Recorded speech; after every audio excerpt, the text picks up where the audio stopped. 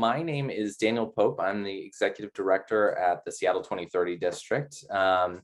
This is one of a series of workshops and webinars we've been hosting with partners to provide education around sustainability efforts around the city. And we're excited to have the Port of Seattle joining us today. We are joined by David Fujimoto, who is the Senior Environmental Program Manager with the Port of Seattle. He's leading the development of the Seattle Waterfront Clean Energy Strategic Plan, which is a partnership of the Port of Seattle, Seattle City Light, and the Northwest Seaport Alliance. He'll be telling you more about that here in a minute. Previously, he was the Sustainability Director at the City of Issaquah for he was with the City of Issaquah for 14 years. So we're very excited to have David with us here today. If we advance to the next slide, we are very, very happy to thank all of our sponsors who have been able to support our work and to allow us to do programs like this for folks.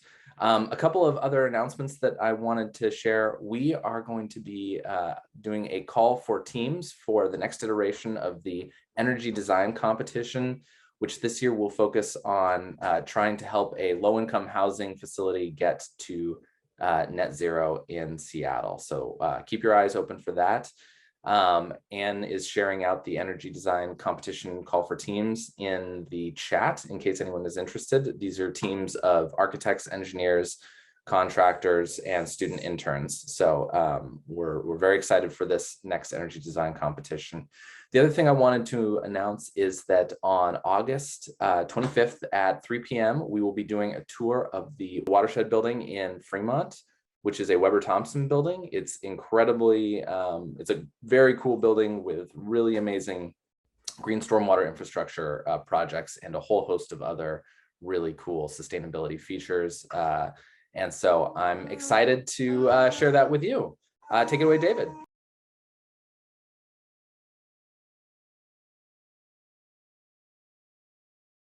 Great. Thank you, Daniel. And thank you for having me here joining you today. I really appreciate the opportunity to come and talk with everybody about what's new and what's going on with the Port of Seattle and the Seattle Waterfront Clean Energy Strategy. As Daniel mentioned, I'm a Senior Environmental Program Manager. I work with the Port of Seattle's Maritime Environment and Sustainability Group, so focus primarily on kind of the waterfront related activities, both on the land and shore side, and kind of have a focus there. We do a lot of collaboration with folks on the aviation side at the airport as well. But I'll be talking primarily about the waterfront efforts here today. And also, I should say, if there's any questions that anybody has along the way, feel free to drop a question into the chat or feel free to speak up. I'm happy to be stopped kind of along the way. So with that, with just a little bit of background for the group, as many of you may know a bit about the Port of Seattle, but on the maritime side, we have kind of several major lines of business. We have commercial cargo operations in partnership with the Northwest Seaport Alliance, who's our cargo operating partner with the Port of Tacoma. We also have the largest cruise home port on the West Coast of the United States. We operate a grain terminal. We're home to the North Pacific fishing fleet. And we also have recreational boating facilities at a number of different locations. This view gives you a little bit of a snapshot of the Seattle Harbor and Elliott Bay and the different properties that the port owns. As I mentioned before, we have some the cargo sites are operated by the Seaport Alliance. Those are properties that are owned by the port, but we are operated through that partnership. And the work that we're doing kind of spans all of these different properties. And I'll talk a little bit more about the Waterfront Clean Energy Strategy, but just to give you a sense of kind of the span of the different sites that are involved. Kind of at a high level, and I apologize for the blurry image there, The port has established, I think, some pretty ambitious goals in terms of greenhouse gas emissions, probably not unlike many businesses out there and cities in our area. But we are kind of moving forward with taking a look at how we can reduce our emissions, and we break those out between those that are port controlled versus port influenced. Just a little bit less than a year ago, the Port of Seattle Commission actually advanced those goals so that the goals for the port controlled emissions to be net zero by 2040, that previously was 2050.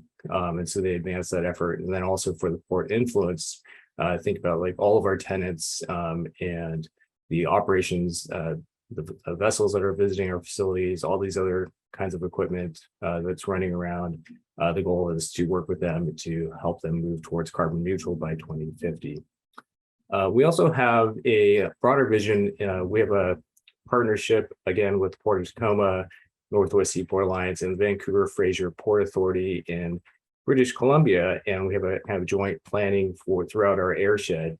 And that has a vision to phase out emissions by 2050. So very consistent with the greenhouse gas emissions goals, but notably that actually looks at all emissions. So think about diesel particulate matter and other kinds of NOx, SOx. The goal is to eventually move those out of operations as much as possible. Another kind of driving factor for the port in thinking about our operations and reduction of emissions and how we approach that is also what's happening around the communities that surround the port. So we have a lot of interest and attention on what's happening to our neighborhoods. This chart and this map help to highlight this a bit. The map comes from the Washington Tracking Network, which is a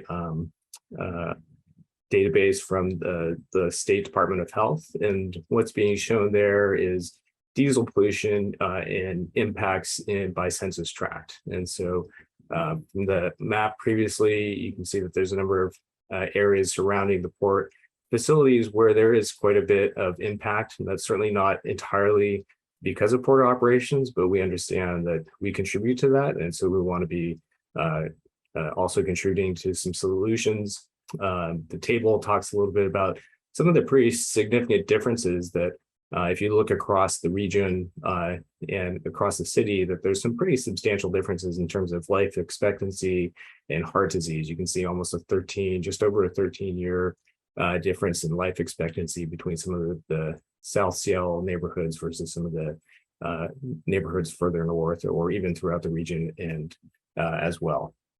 So that's also kind of a driving factor for the port and thinking about how it approaches some of its efforts. And then, as you can imagine, there are some very challenging decarbonization pathways for a lot of the things that are operating at port facilities. We have everything from large ocean-going vessels and cruise ships and cargo ships, have very heavy lift equipment on the transportation, landside transportation, with some of the cargo handling equipment of kind of all different shapes and forms from that are operating, heavy duty trucks, of course, a whole range of different harbor vessels, and then also some rail that operates primarily kind of some switching rails and kind of short distance hauls of cargo and grain that are operating around our facilities. So the Seattle Waterfront Clean Energy Strategy, as Daniel mentioned, is a partnership that we have established with Seattle City Light, Seaport Alliance, and the Port of Seattle. And this is really, our goal with this is to identify the ways that we can help to ensure that we are laying out kind of the pathway to energy transition or decarbonization to meet those goals that I just spoke about. So we know that one of the key pieces for us is thinking about we know that there's going to need to be significant infrastructure investment in order to be able to get there. And that we want to make sure that we have that infrastructure in place in order to enable that transition. So we kind of think about it as the enabling infrastructure, if you will. We believe that a lot of that will shift towards electrification, hence the partnership with Seattle City Light. And there's also the potential for shift to a lot of electrofuels, and thinking about particularly the kind of the vessel side, the water side, maritime fuels. And so that's also on our radar. So the goal here is really to develop that roadmap of enabling infrastructure. It will be, it's there to help the port and our maritime industry partners make that transition. And then really thinking about how do we optimize some of the resources. Sail City Light is very interested in kind of optimizing the resources and looking at creative solutions for how we can meet increased loads. And then we'll be developing the tools to be able to implement this strategy over time. And then because we know that one of the keys to be able to move forward is projects, we're also working to develop some industry partnerships and joint innovation projects to be able to start to advance the work forward. Another key piece of this, if in taking a look at the map of the Seattle Harbor, we're certainly not the only player that's on the waterfront. And so we're wanting to take a holistic look, not just on the whole range of vehicles, vessels, and buildings and equipment, but also some of the neighboring facilities that are adjacent to the port. And we're working with Seattle City Light to do that. The ferries are a good example of this. If anybody's been down to the Coleman Dock area recently, there's a ton of activity in that vicinity from a new construction standpoint.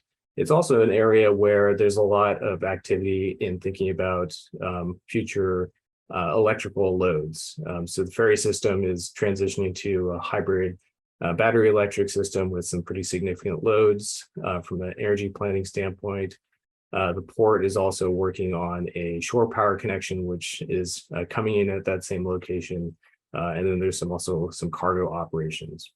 So thinking about what else is going on, U.S. Coast Guard, for example, is also doing some work to update their facility along the waterfront just further south from Coleman Dock.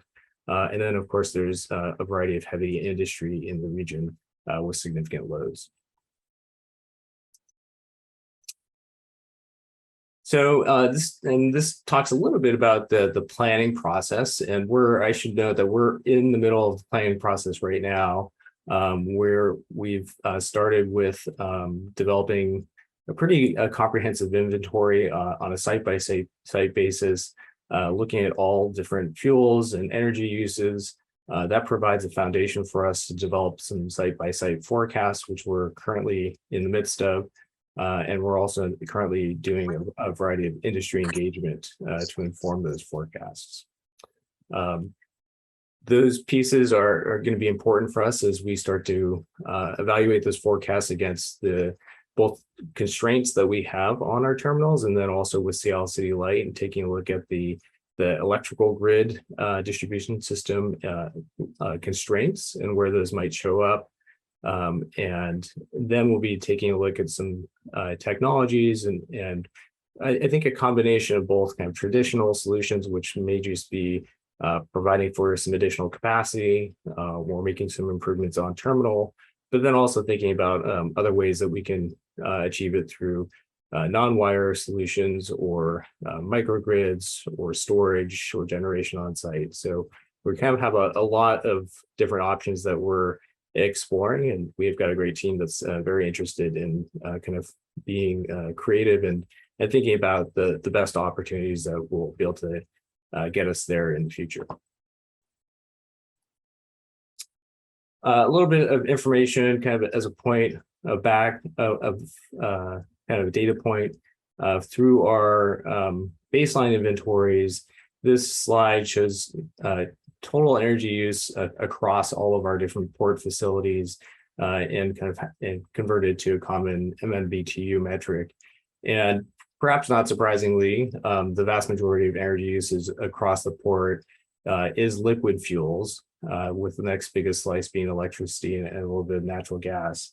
A lot of the liquid fuels is important because we think that a significant chunk of that is going to be moving towards electrification of equipment. And so that's really thinking about how big is that slice going to be shifting towards electricity, at what locations, and how do we plan for some of those changes.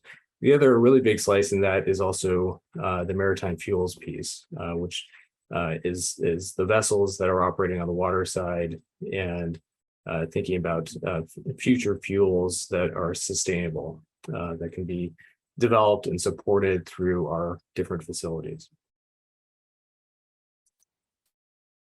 And just to talk about a few things specifically that are going on at the port. Some of you may be familiar with this project.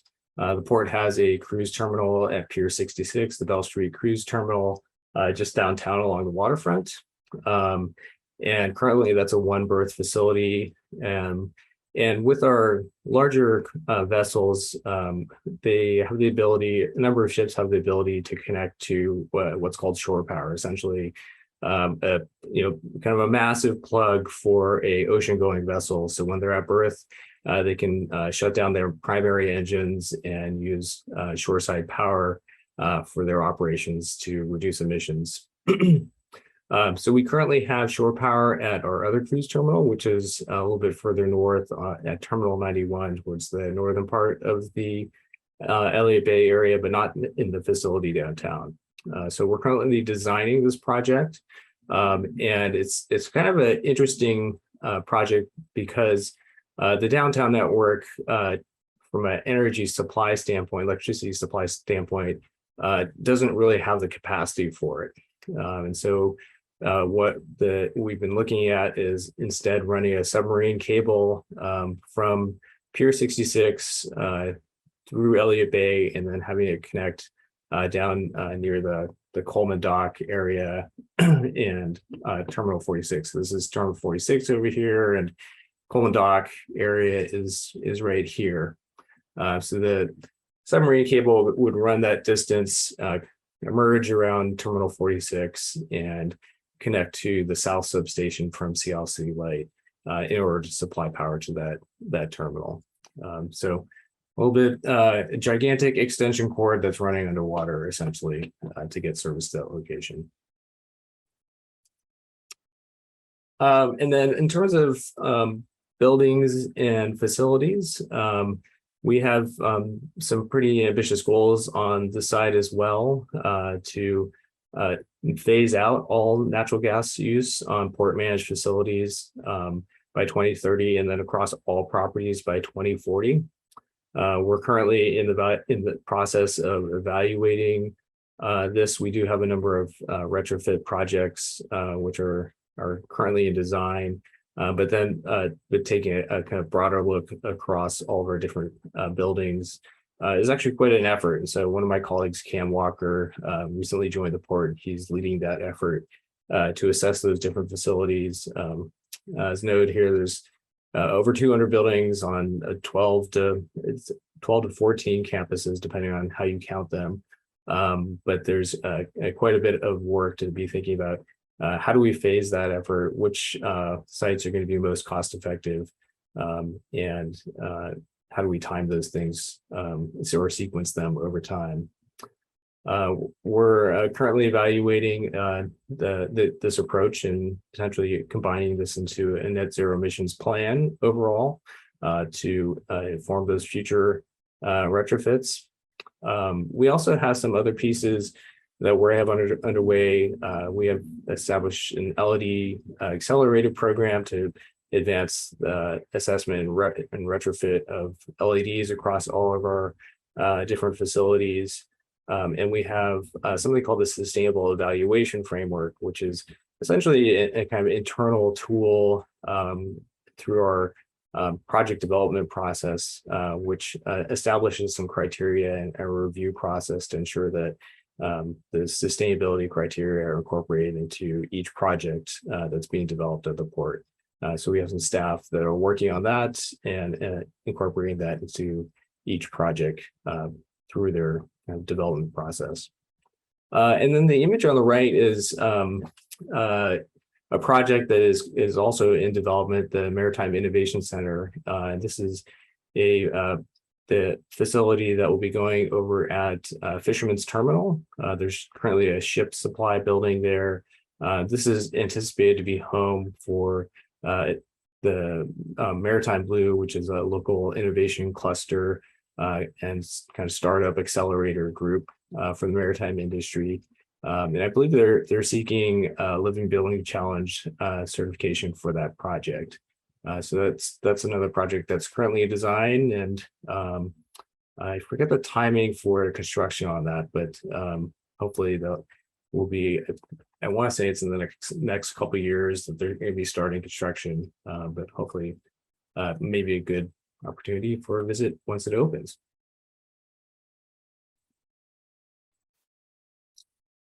And then kind of on a broader scale, the port has also been doing some work with Seattle City Light and some of the national labs, Pacific Northwest National Lab and Sandia National Labs, on a couple of different efforts. One is thinking about some of these other kind of electric fuel supplies and how they might have applications for the utility as well as the port. And some of our uses that we have on site.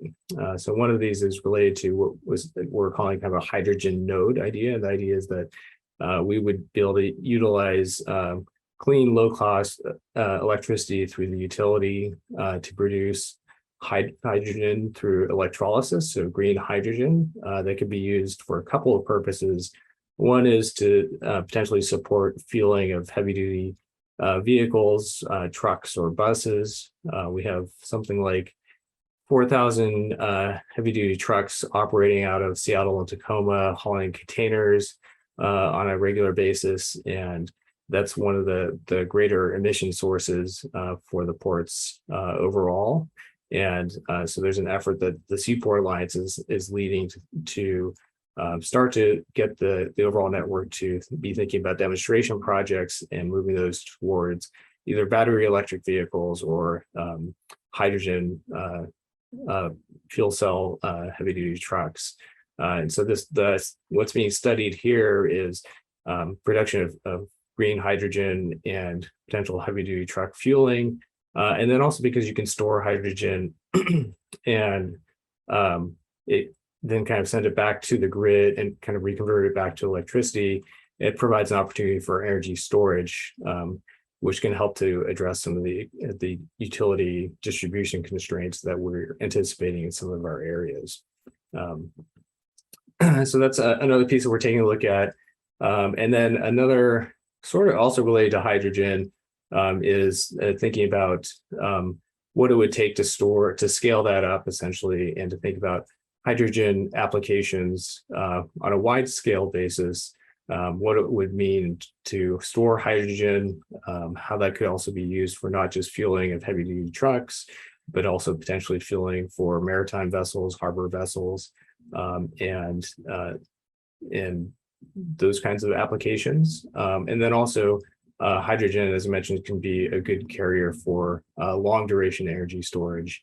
So increased volumes have potential for addressing additional issues with energy distribution challenges.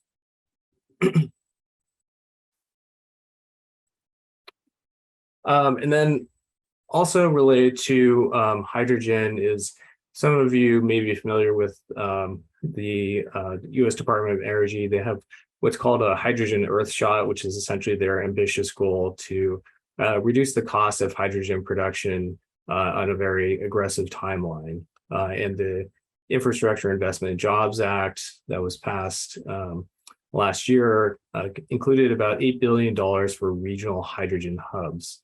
And the whole idea with this is to develop kind of clusters or hubs throughout the country where there's hydrogen development, storage, and use, all kind of co-located in certain regions. So we're doing some work with the Northwest cluster, who's and this is a competition, so that there needs to be applications submitted for this for these hydrogen clusters. And so we're working with that group in the Washington State region because of all of the different applications that are operating, all the different transportation operations that are happening at the port. We kind of have a high concentration of potential end users of hydrogen. As I mentioned, those trucks, buses, vessels, also on the aviation side in terms of fuels for aviation, sustainable aviation fuel.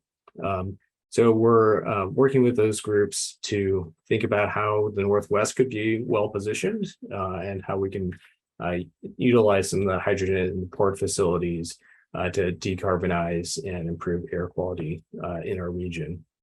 The thought there is that Northwest has very clean hydrogen, or excuse me, energy supplies, primarily because of hydro, and thinking about how we can leverage those clean energy supplies to produce green hydrogen or renewable hydrogen. So that's our primary focus there.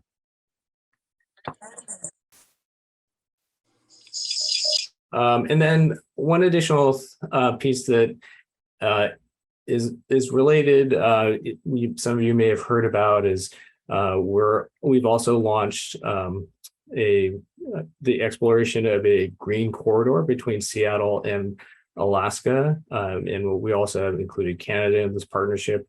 And so I mentioned that we have the largest cruise home port on the West Coast. We've brought together all the different cruise lines, and they've agreed to work together with the Port of Seattle, Juneau, Vancouver, and other jurisdictions or other ports and thought leaders in this area.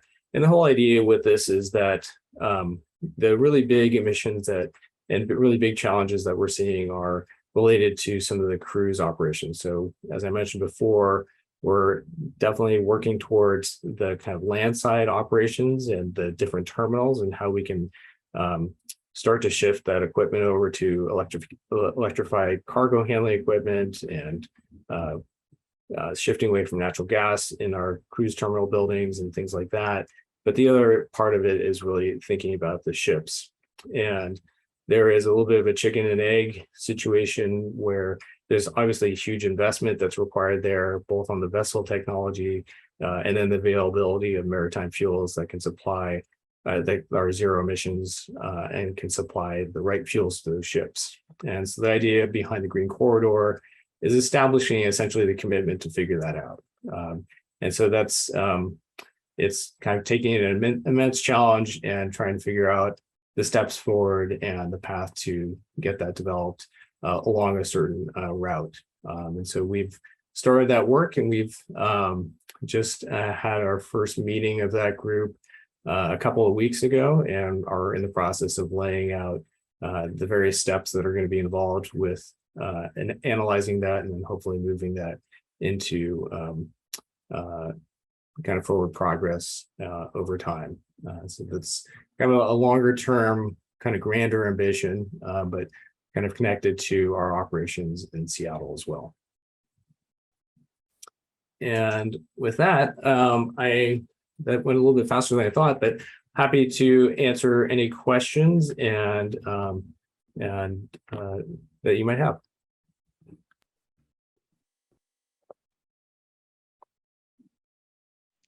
I have a quick question. Sorry, I don't have a camera today, so I can't turn on my camera. This is Chris Wakefield from Arab. It sounds like there's a lot of great work happening, which is wonderful to hear. And it sounds like cruise ships are kind of on board with, participating in this change. What about container ships, and kind of, can you talk a little bit about what's happening in that space, and our companies contributing to the decarbonization efforts from that side? Oh, sure.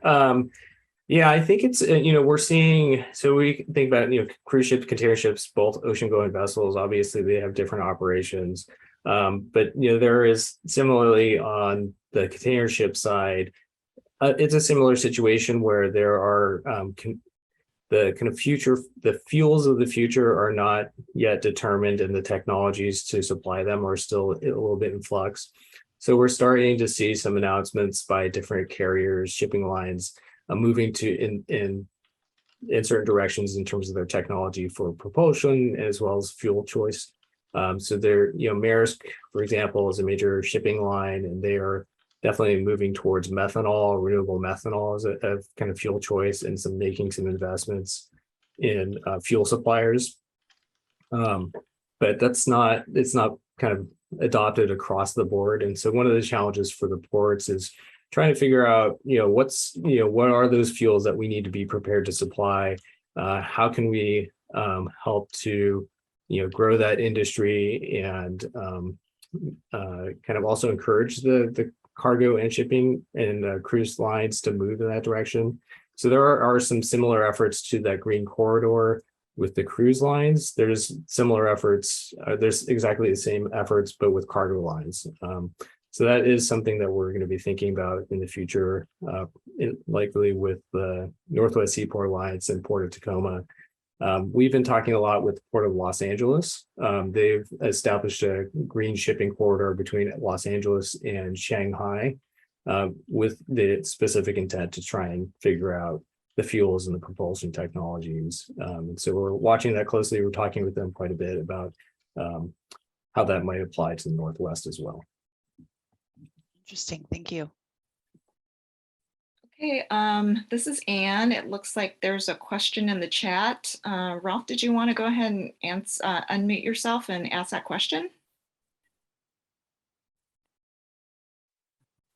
Can you hear me? Yes, we can. Okay, perfect. David, I was just curious to know a little bit more about the Pier 66 project you mentioned about the shore power. What kind of timeline do you guys have, and what could be the next step you see in that project?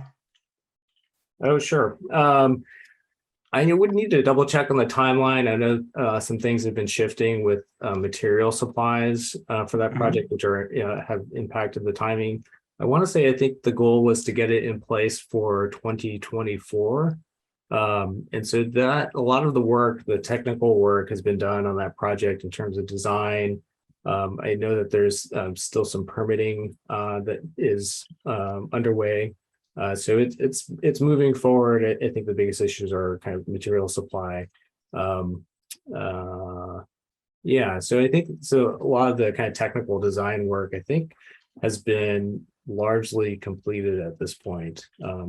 But it's yeah, we should see, if we're successful, we should see that coming forward in the next few years. Perfect, thank you. Okay, it looks like Perry, you have your hand up. You can go ahead and unmute yourself. Thank you. Yes, Perry Springs, City of Tacoma. So yes, exciting, all the ambitious projects got underway. I want to understand what the port's doing in terms of establishing a financial plan to actually deliver these projects. That's a great question. Yeah, we're anticipating, we don't have a figure just yet, and part of that the goal with this project, specifically the Seattle Waterfront Clean Energy Strategy, is to figure out exactly what we need to do, both from a port infrastructure investment as well as working with the Seattle City Light on the utility side. We know that there are some constraints in substation and feeder capacity for several of our terminals. And part of that depends on the timing for when some of these investments by our tenants would go into place. So, for example, on our marine cargo operations, we have a partnership with the Northwest Seaport Alliance to manage those facilities, but they're actually operated by a private party. And so each terminal operator is going to have a slightly different timeline for implementation. And so that's part of our goal here, is to work with them to get some of the kind of that industry engagement I spoke briefly about, is to really gather some information from them on when those things would be implemented, what that means in terms of timing for having to get infrastructure in place. And then your big question was, and how do we pay for that? And so that, I think, is still to be determined. But the first step is identifying the costs, and then we'll need to figure out how we finance the capital plan going forward. If I could just ask one follow-up, is there any effort to start building a fund to address the scale of this investment? In other words, working from existing current revenues. We haven't specifically set aside a separate fund for it. I think the kind of financing solutions is part of what we're going to be looking at as we kind of assemble the list of different projects. Certainly, there is quite a bit more funding for infrastructure these days, and so part of that is from the federal government, and so part of that is also getting some of these projects lined up so we can start to attract some of that funding as well. And that's part of, I think, also the picture on, our interest in hydrogen is because it can provide some potential solutions to some of the challenges we're seeing that might, that both could be funded through some of those large federal investments, but then also might be able to shift some of the burden from the electrical distribution system to hydrogen as a potential kind of fuel source instead. Thank you, and especially I wanted to call out, we appreciate your leadership on the hydrogen development. Thank you. So Laura, you had your hand up. Did you want to unmute yourself and ask a question? I do. Good morning, David. My name is Laura Soma. I'm with GLY Construction. My question for you is regarding renewable diesel, the R99 diesel. When I try to buy it for our own use, I'm told that the port is the largest purchaser of R99 diesel in our area. And I know that at this time, World Connect, I believe they're shipping it in from Portland.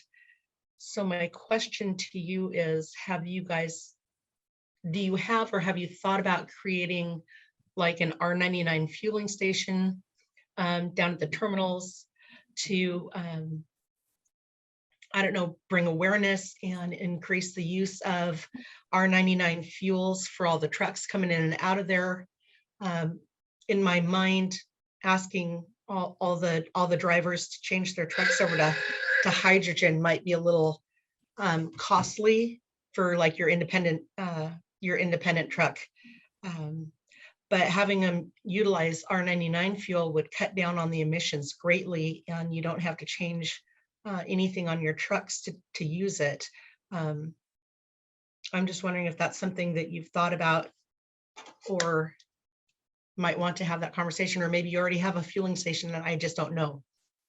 Yeah, we thanks for the question. That's a great point. A lot of these things I talked about were kind of longer term implementation strategies, and with the drayage trucking, you're absolutely right. The cost of those new technologies, battery electric trucks or hydrogen trucks, is significant. They're, I think I want to say it's 5 times in some cases the cost, and typically with the drayage trucks, they're second to third kind of hand vehicles, and so that's definitely a concern. The ability to use kind of drop-in fuels is a much easier, shorter term measure. We do have a fueling station that's primarily for fleet vehicles. We haven't thought about trying to site a facility specifically for renewable diesel. It's an interesting thought. I think our concern has been just supply, and if some of that improves with low carbon fuel standard and some of the policies of the state, maybe that becomes a more viable option. We also have a lot of equipment that's operating, that's kind of non-road equipment, if you will. That's just operating on terminals. It's primarily fueled by supply trucks, fueling supply trucks. And those similar situation, they can also be fueled in the short term if the supply is there. So yeah, thank you for that. Okay, it looks like Donald, you have a question. Did you want to ask your question? Or I can just read it. It's in the chat. It's what are the plans to install LED lighting in the rest of the port, including the airport? Oh, so let's see. So I think I briefly mentioned the lighting accelerator, and so currently there's kind of 2 parts. So we have done some retrofits on a number of facilities, but they've kind of been opportunistic, I think. And so the work right now is doing a full inventory across all of the different port facilities, and then essentially lining up a series of projects. And so we're in that first phase right now of kind of shifting away from opportunistic and doing kind of a full inventory. And then we'll start to kind of line up projects year after year. That's at least on the maritime side. On the aviation side, I'm not as familiar with what their program looks like, unfortunately. So I can't speak to that directly. Okay, does anybody else have any other questions for David? I've got one more question. This is Chris again. This is just kind of a understanding infrastructure and what kind of things you guys are thinking about. But thinking about the Pier 66 project, and kind of taking the water route versus the land route. Curious to know, was that really a schedule driven thing? Because you talked about capacity, but then, there's so much work happening down on the waterfront and it's all torn up. Yeah. So is that is there a plan to switch over, to use that waterfront construction as a way to lay lines, power lines for the waterfront as we go, or kind of what's the big picture plan there? So my understanding is that I think there's a 5-year moratorium on additional construction along the waterfront, given all the activity there. And so I think I don't know, the planning for Pier 66 has been going on for quite a while. It precedes my time at the port.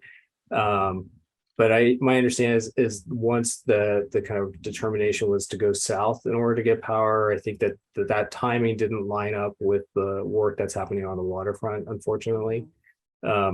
Previously, the plan was to try and connect more locally to Pier 66, but the power wasn't available. The other option was running all the way up to the Broad Street substation.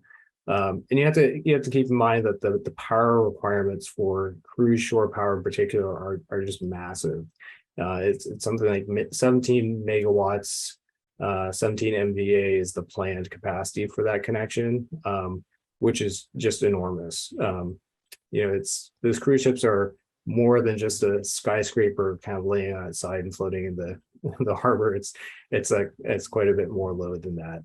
The cargo ships are not quite as high, but the cruise ships have a pretty substantial demand. So they really need a separate feeder connection.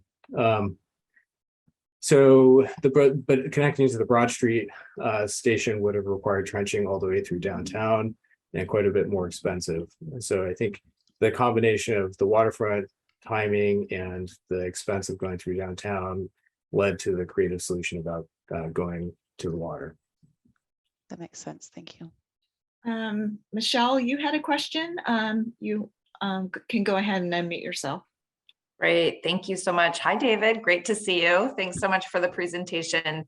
I had a question, if you could talk a little bit about how some of this work, I was thinking more around the 200 facilities you're going to be kind of retrofitting to be carbon neutral, and how that kind of connects to the work the city's doing with its own facilities and eventually with the rest of the buildings in the city. How that work may or may not be connecting with workforce development and kind of labor strategies, looking at, supporting business development in terms of businesses to provide those services, preparing the workforce to take advantage of what the demand that will be coming with the need to retrofit and upgrade.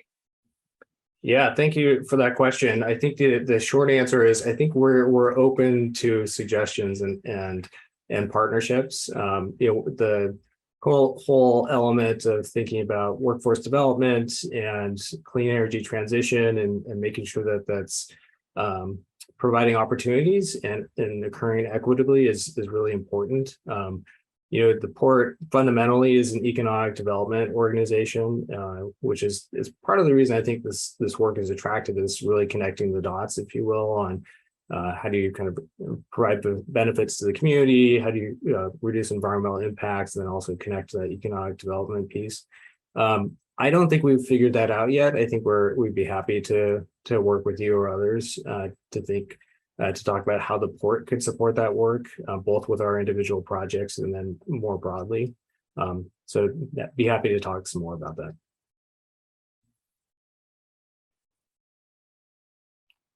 Are there any other questions?